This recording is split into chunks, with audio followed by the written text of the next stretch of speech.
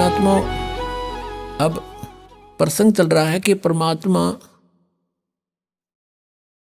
स्वयं आते हैं ये सत्य ज्ञान बताने के लिए, और हम यहां कैसे फंसे ये ज्ञान भी परमात्मा स्वयं ही आकर देते हैं। उसके लिए परमेश्वर ने अपने द्वारा रची हुई सृष्टि का कुछ ज्ञान दिया। जब तक हम इस तत्व ज्ञान की इस कुंजी से परिचित नहीं होंगे तब तक हम अध्यात्म ज्ञान नहीं समझ सकते। हम कौन हैं?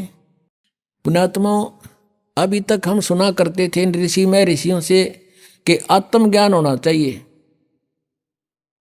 और परमात्मा कहते हैं कूप की छाया और कूप के माही ऐसा आत्मज्ञाना।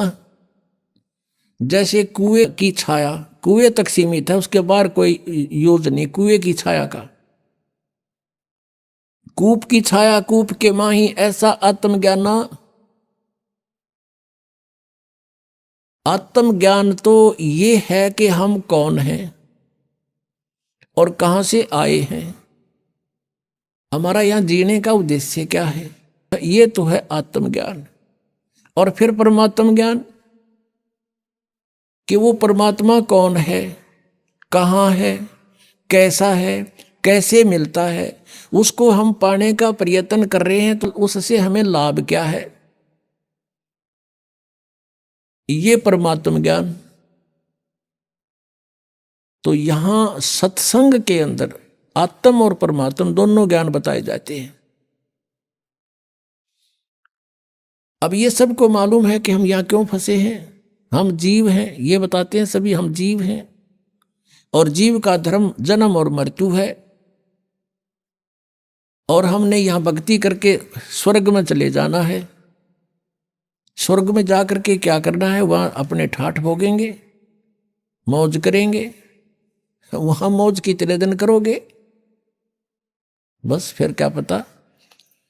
वहां मौज करेंगे जितने आपकी जेब में चवन्नी होगी, जितने पैसे टके आप पुण्य भक्ति साधन के जोड़ के ले जाओगे, उस स्वर्ग महास्वर्ग रूपी होटल में बर्बाद करके खर्च खा के फिर वापस आ जाओगे, क्योंकि वो आपका भोग समय है, भोग का स्थान है। कर्म बनेंगे यहीं पृथ्वी पर आकर। तो अब यहां से जैसी कमाई करके जाएंगे वहीं जाएंगे जहां की हमारी साधना होगी, और वहां अपना ये समय बर्बाद करके पूंजी नष्ट करके हम फिर वापस आएंगे। तो ये जन्म और मृत्यु सदा बनी रहेगी।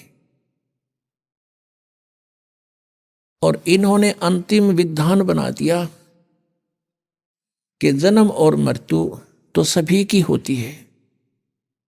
और कोई मोक्ष बताते हैं, वो कहते हैं कि परमात्मा में जीव ऐसे मिल जाता है जैसे बूंद समुद्र में। परमात्मा निराकार है और फिर नौके समाधि में उसके दर्शन होते हैं। जब समाधि में दर्शन होते हैं, निराकार के ऊपर हो गया वो। फिर बात को घुमाते हैं, हमने डिवाइन लाइट देखा, डिवाइन लाइट ईश्वरीय प्रकाश देखा। जैसे कोई कहे हमने ट्यूबलाइट देखी, ट्यूबलाइट कोई अंधा बोल रहा हो और उसे पूछे भाई ट्यूब कैसी होती है, और वो कहता हो मैंने सारा दिखा। उसने कोई नो पूछा कि ट्यूब कैसी है जिसकी लाइट देखी, और वो अंधा नो कहे ना ट्यूब तो निराकार है, तो होती नहीं। ट्यूब बिना लाइट किसी, ईश्वर बिना प्रकाश किसा। तो ये हमारा भ्रमित ज्ञान था। उस पूर्ण परमात्मा ने 600 वर्ष पहले बताया था। क्या बताया था?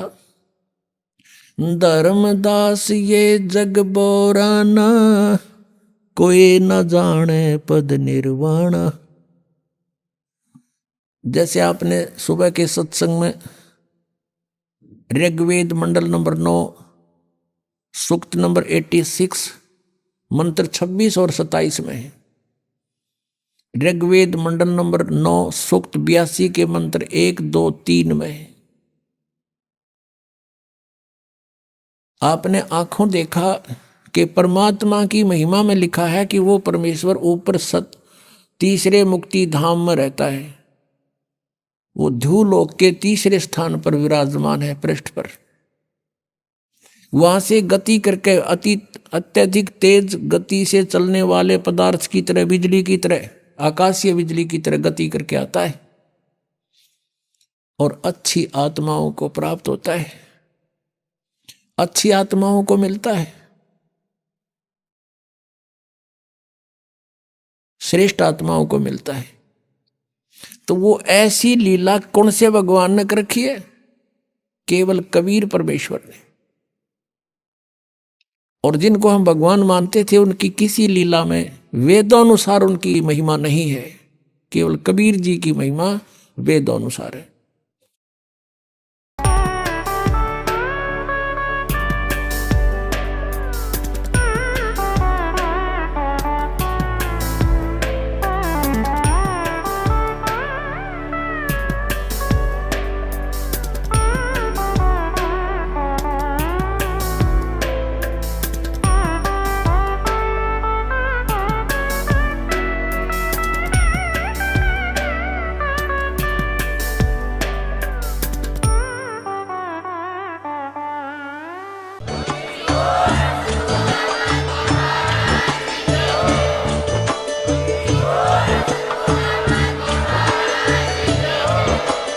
आप सुन रहे थे जगत गुरु तत्वदर्शी संत रामपाल जी महाराज जी के मंगल प्रवचन। अधिक जानकारी के लिए विजिट कीजिए हमारी वेबसाइट www.jagatgururampalji.org। संत रामपाल जी महाराज जी के शुभ आशीर्वाद से पूरे विश्व भर में 500 से भी ज्यादा नाम दीक्षा केंद्र हैं, जिन पर संत रामपाल जी महाराज जी द्वारा ऑनलाइन निशुल्क नाम दीक्षा दी जा रही है। अपने नजदीकी नाम दीक्षा केंद्र का पता करने के लिए संपर्क करें 8222880541।